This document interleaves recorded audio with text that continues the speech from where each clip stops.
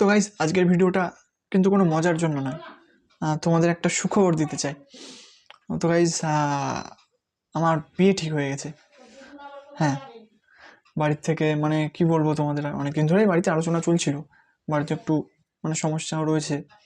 আর আমার ক্লাসমেট, আমার বন্ধুরা, আমার আশেপাশে যত বন্ধু আছে সকলেরই বিয়ে হয়ে গেছে, শুধু পড়েছিলাম আমি। সেই কারণে আর বয়সটা হচ্ছে, এই কারণে বাড়ি থেকে একটু প্রেশার দিচ্ছিল বিয়ের জন্য। আমি রাজি হচ্ছিলাম না, কিন্তু হঠাৎ এখন শুনছি যে বাইরে আলোচনা চলছে বাড়িতে, যে ওরা আমার বিয়ে ঠিক করে চলে এসছে।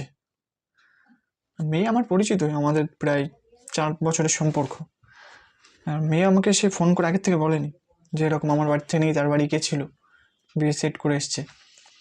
এখন আমি এই শুনছি, তো আমার মনে হলো তোমাদেরকেও জানানো উচিত এই সুখবরটা।